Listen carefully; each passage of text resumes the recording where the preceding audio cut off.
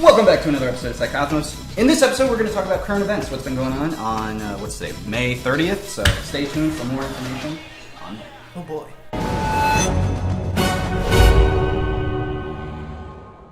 So today's May 30th, this will probably come out sometime early June, I would assume in a couple days. And really what we're getting down to today is current events. So we're going to be talking, I think a good spread might be everything that's been going on politically, economically, socially, lots of stuff that we could kind of grasp on there. First topic that kind of comes to my mind is stock market. We saw a lot of crashes last week, so for all the people who like to make money, we saw a lot of downward trends over the last few weeks. A lot of people are starting to believe in the whole astrological type of maybe predictive programming when it comes to the stock market. We had a Scorpio blood full moon, and then we had a major crash, which often is followed by a blood moon or full moon. Then the moon went into Aries, and then that's where you saw that panic selling, panic selling, panic buying. Yep. And Jupiter went into Aries. And that also, again, monetarily will influence stuff. And for all the people who don't believe that astrology has any metric on stocks or anything, that's fine. You can continue to believe that, because all of the rich billionaires definitely don't believe that. All the rich billionaires are 100% studying things like astrology and the Zohar. So if you want to kind of look at it that way, you can take it however you want, but we know for a fact. So and it's not like the moon's in Gatorade, that means that we're gonna have a stock market crash. That's not how it works. The metrics of astrology are a hidden timestamp. Okay, so when a big corporation is told, okay, on this date you're gonna pull hundreds of thousands of Bitcoin or whatever, and then that's gonna fuck up the whole market. When these people are all getting these calls behind the scenes, they're using, the people at the very top use astrology as a time indication marker. That's all it is. So it's not like, oh, the moon controls people and it tells people to buy and sell. No. The calendar in the sky is used as a metric point for people to make big decisions, and a lot of that has to come with whatever decisions they make. Once you start seeing the patterns of life, you start to understand it fully. But Mercury retrograde also influenced this, which makes people a little silly. Crazy. So that's my quick take. But yeah, what about stock and crypto? You guys have to share. Well, I think the biggest thing was the Luna, the big Luna drop. People were losing their life savings off of one. That one crypto went from 100 or so down to under a cent in 24 hours. Yeah, like 48 hours it went from $100 and something to .0000 something. It was bad. And unfortunately, we're laughing about it only because it's like, don't put all your eggs in one basket. You would be asking for this to happen to your financial savings by putting all of KSI and Jake Paul, two very influential YouTuber and social media guys, they both lost millions on this Luna thing. Millions of dollars. Very sad, because there were also, apparently, this is allegedly, I don't have any proof, it's just been rumors, but there's been many people who've committed suicide because of this tragic loss of wealth. I think the big lesson to come from the Luna thing is you want to diversify. I hear this word all the time, diversify. Diversify your portfolio. What does that mean? That means buy multiple different assets that if one of them goes down, hopefully the other ones go up. Now, in a big market crash like this, when everything's going down, you're going to lose across the board. But a big thing you should take away from big crashes like this, now's the time you should at least consider investing. Consider adding to your portfolio while the prices are low, because it's not going to stay low forever, and eventually things will turn around. And when they turn around, guess what? You're going to make money. So what Tyler's saying is buy!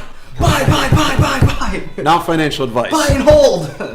Tyler makes a great point, though. Yes, whenever we see red markets like this, it's a great time to continue to add on. I'm going to reiterate what he just said. It's a great time to add on to any existing coin that you have that went down, that you kind of know in the future is going to go up. Yes, yes. And you know, there were a lot of events that actually transpired over the last few weeks that caused a lot of this panic. I think that the guy who was involved with Luna, his name is like Do Kwon or Du Kwon. I don't know if I can pronounce that right. Yeah, and so like I'm sorry if I didn't pronounce that right. I think he might be Korean. I don't know. But he's the guy, everybody's like trying to hang that guy from a lamppost right now because of, I guess there was some embezzlement or some kind of fraud.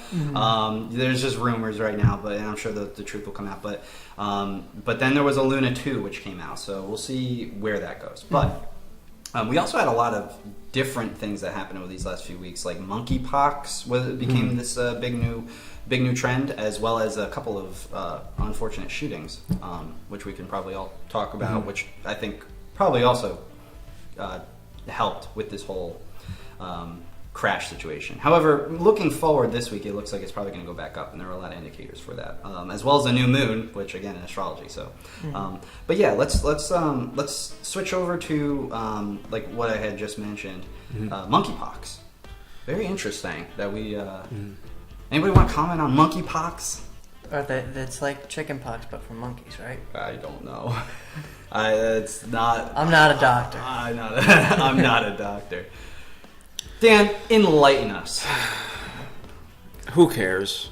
I don't care about monkeypox. I don't care about any sickness, any pandemic that's going around. Everybody should just run outside and make out with each other and lick door handles. Not a doctor. Not professional. You got to strengthen your immune system. Come on. That's why This is not medical advice. Yeah. Look, here's the thing with monkeypox. We're just coming out of a pandemic for COVID-19, and now we have this whole new thing that's going to get essentially ushered in, that the mainstream's going to pick up that flag and just run with it. We're going to see this. It's going to be another big distraction. We're going to see this as a distraction for the financial collapse. Yep. The recession, which is guaranteed to happen because of the Shemitah Jubilee year. Yes. I think that you were exactly right. I think distraction, but I also think it's going to be used as a means of more lockdowns. Yeah, more stuff like that. And ultimately, we have the World Economic Forum that met in Davos over the last few weeks. One of the clips I saw was that they were chatting about, we didn't really like the public's reaction to the COVID-19 pandemic. And I think in the next pandemic, and this is the way that they talk because they already planned this shit. In the next pandemic, we are going to see, basically a lot worse stuff. So if monkeypox or whatever the hell the next pandemic is, just be careful because it's going to probably, if we have another situation like COVID, it's going to be worse. It's going to be worse than the COVID situation. That's my prediction.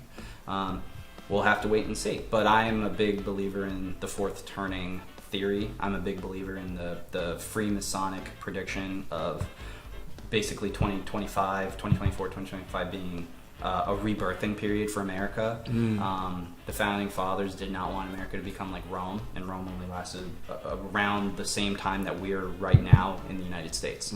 So Rome fell around the same time of where we are living in the U.S. and the founding fathers didn't want another Rome catastrophe. So even though Rome never really fell, it just changed and morphed its shape. But the collapse of the civilization that was Rome is really what it is. But anyway, so monkeypox I think is a legitimate candidate for this next thing because they're doing it the same way that they did with COVID. Oh, don't worry about it. It's not a big deal. Oh yeah, it's in children. Oh yeah, it's in all these people all over the world. Oh yeah, it's in one specific demographic of people who decided to. It's definitely something to keep an eye on. Something maybe. Don't blow things out of proportion. Don't overreact, but take your precautions based on your level of comfortability with going out and doing whatever you want to do. Ultimately, it comes down to free will, and you make your own decisions, and you have to weigh the risks. Oh, do I want to go out and live my life, or do I want to live in fear my entire life? That's true, and that's the point. They want you to live in fear. And the other thing I would say is, take every piece of information that you see on this, whatever this next pandemic thing is going to be, take everything you see and read with a grain of salt, or a pound of salt. That's right. Because otherwise, if you believe everything that is being forced into the public eye, you're just going to have a bad time. You're just going to have a bad life. And I don't mean to shit on anybody, but... Well, no, you're right. You know, people need to stop watching the mainstream news and start reading it a little bit. You know, but it's not just mainstream news now. Now you have people who are just actively propagating this information on social media. The mainstream news. They're actively lying for the media because again, this kind of goes back to that last video on cognitive dissonance. Their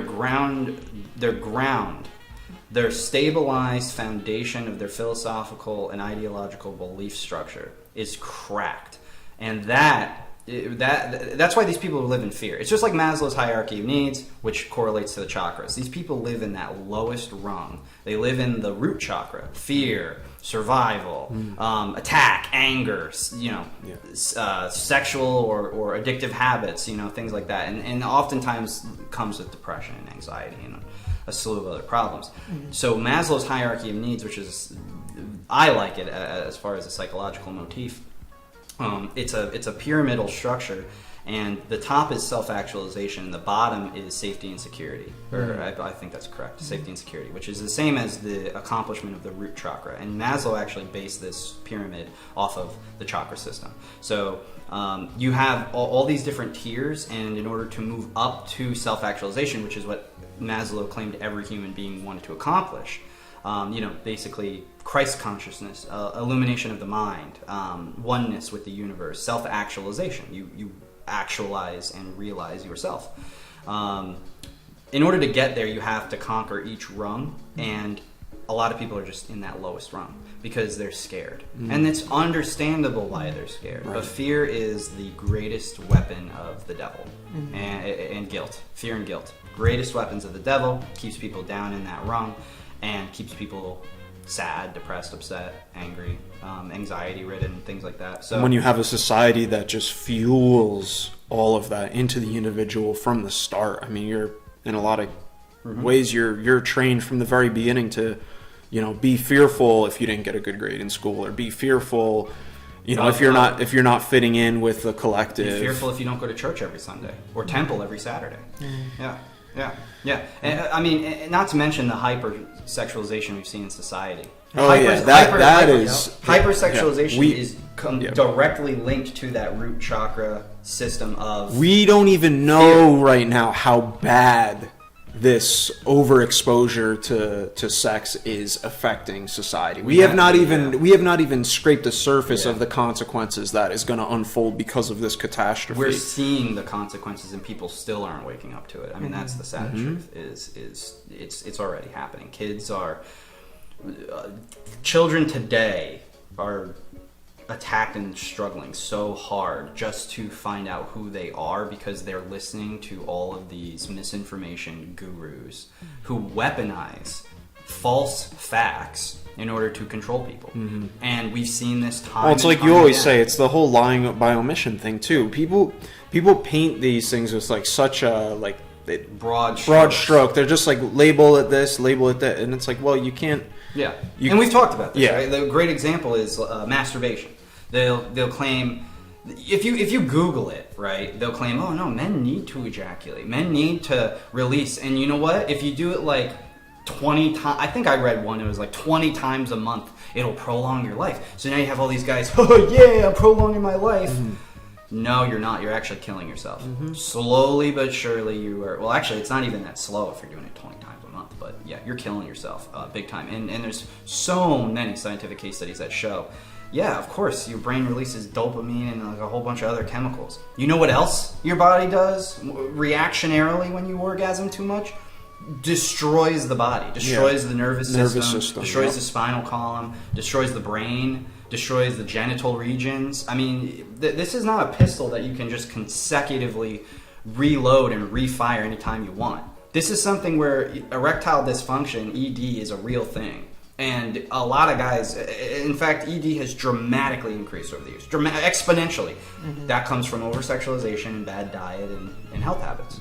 And that's exactly what people are doing. So now we have all these people who have bad health habits, who have bad personal habits, and they're scared, they're angry, they sit in their rooms all day, they don't really have too much interaction with the outside world, and they pretend like they're journalists, and they're trying to be freedom fighters. Everybody is awakening spiritually. Some people are really struggling and battling with it, and that's the blowback that we're seeing in the political and social realms. So, monkeypox, that was the big thing on monkeypox. But moving on, now we got some shootings. A shooting. Well, we've had like four. Over the past few weeks. Yeah, over the past few weeks, we've had like 4. Thoughts? Well, the big one. The school. Yeah. I think I've seen a lot recently, like how Florida and there another school, I can't remember which one. Florida has, I'm not sure if it's the whole state or just some counties in the state. They have single point of entry and an armed guard. Those two are big deterrents against potential criminals who want to commit violence against people who are essentially defenseless. And then another one I've seen is you have staff who are trained to carry, and they conceal carry every day to school, and the students feel safe because they know that they're in good hands. Because the biggest thing that you have to think about when it comes to gun violence is a good guy with a gun stops a bad guy with a gun. And I think that's what's getting lost here. And taking guns away from good guys does not take guns away from bad guys. Yeah, because no matter what, the bad guys are going to find a way to get them. Because guess what? They don't care about the law. Right. They don't. They really don't. Yeah, they're willing to go shoot up a school and kill kids. They definitely don't care about illegally getting a gun, for sure. So really well said on that front. What about you? Honestly, I don't think I could have said it better myself. I agree with everything that Tyler just said. I mean, that's exactly it. You can't have safety without having somebody have something that, you know. You can't have safety without having somebody around who's capable of the same violence that is about to occur. And when and this is what I'll say from a very personal perspective. This is just me. When you have a lot of the wisdom that we do, and you're able to see past the veil, you're able to see the writing on the wall and read through what people consider the matrix or the system, or the simulation, or what people call it. The big point here is nothing is a coincidence, and these are all tragedies. I'm not trying to underplay that. However, the result of these horrific shootings is going to be, and I'll tell you exactly what's going to happen. We could potentially have more. The left is going to demonize weapons. The right is going to call for civil war. And that is more than likely going to play out over the next 3 years. Everybody who is right-leaning feels that the left is trying to get rid of their weapons to destabilize the country, remove the power from the people. I mean, they come out and say, they we're coming for your guns. Yeah. They say it. And the people on the left, I mean, you make a great point. We shouldn't have people have access to weaponry that can slaughter a school. But then you have to look at the details of these situations. You have to look at the details of how before the 1970s there were not many school shootings ever, and kids actually brought handguns and weapons to school. And there was only like a whole handful, like nowhere close to the amount that we're getting today, where there have been stricter gun laws that have been put in place. Chicago. Yeah, there have been. There has been so much evidence to show that when you restrict gun access to people, violence increases dramatically because people are now not afraid of somebody else having a gun. Right. There's a lot of evidence. So it is kind of unfortunately a conflicted matter because obviously none of us want anybody to die in a shooting. That's horrific and that's terrible. And you know, our hearts go out to their family and all their families and whatnot. But this is obviously going to be used. Like all the deaths are going to be just wiped right under the rug by the politicians, and they're going to use this as another political ploy, just as they always do. And that's the unfortunate reality. Now, how can we prevent situations like this from happening? Well, again, this is where the details kind of come into place, because the guy in question at the school, along with the other gentleman from Buffalo, I shouldn't call him a gentleman, the other asshole from Buffalo, both of them were about 18. Both of them had a record for years talking about wanting to shoot up places and kill people. They were on the They were watch on list. watch lists from FBI. FBI, and apparently they were even in contact, and some of them got arrested or talked to at certain points. How these kids, basically these kids who freshly turned 18, got $5,000 assault rifle weapons, body armor, and the like, that's not normal. You can't go into a store at 18 years old and just have the funds to be able to buy all this stuff and while being on a watch list and get away with all that. In other words, somebody's not doing their job, or somebody purposefully let this happen. Okay, and that doesn't mean it was like a big conspiracy. That just means it could be some lazy FBI agent who just decided that he didn't want to do his job.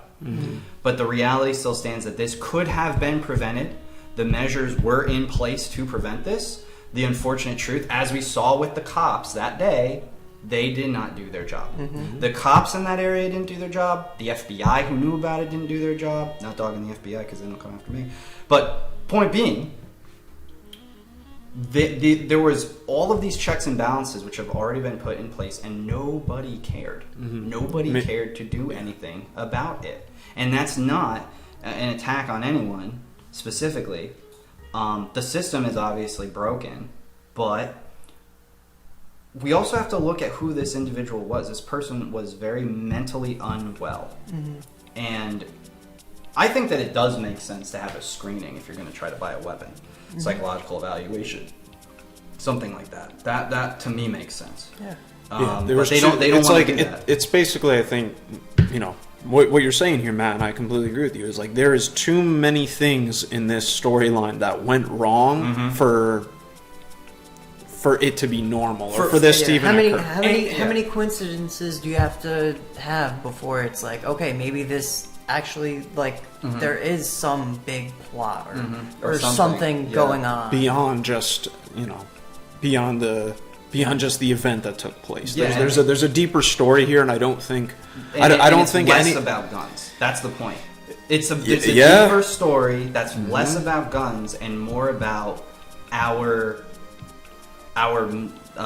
police force and our, I guess, domestic violence or domestic terrorism. Our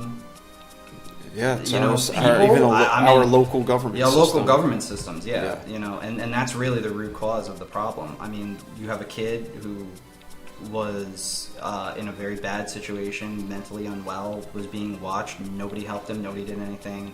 That's what happens. It's not about guns. Guns are just the weapon that was used. But of course, again, the politicians are going to use anything they can to spin their narrative. And the unfortunate reality is the right is also really not doing a good job at all with this, because they're claiming, they're already dropping the little hints like, oh, we might have to go to civil war. I saw some Republican people who were congressional members like claiming this on Twitter and a bunch of other things. They were like, oh, well, you know, if you take our guns, it's going to be civil war. And I'm like, you guys are already setting up this narrative. Here's another way, because just so you know, we're not right or left leaning. Yeah. We're centrist. Here's what I'll say too, is you could almost make the case that arguably we already are in a civil war with all the riots and protests that we had in the last 2 years. People don't realize it. We are already in a state of civil war. That's why we have a recession. That's why Russia is attacking Ukraine. That's why all of the things are popping off. That's why gas is so expensive. Again, being able to read through the lines, perceive the veil, understand the higher ups mentality. You have to really know rich people to get a lot of this stuff. So that's kind of where we come in, where we're that bridge between people who don't have power, like maybe many of you at home who are watching and would like to have power. We also are semi-powerless ourselves in the grand scheme of things, but it's about the information and the wisdom and the truth, and our sources and the people that we talk to on a fairly regular basis, and the information that we get on a fairly regular basis really is eye-opening, and it shows and paints a better picture. And the other big thing too is we've been right many years. We've been right about many things for many years. Always calling it in advance. Always calling it in advance. Always predicting these things. You can go fact check us on that. You can go. I mean, of course, we always have our theories, but at the end of the day, yeah, you're lots of writing on the wall right now to kind of show what's going on.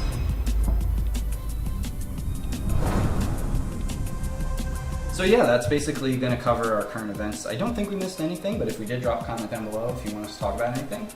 You can also check out our merch store with all our little coffee mugs and whatnot. You can also check out our book, Psycosmos, a collection of knowledge for understanding the universe, synthesis on human history and spirituality.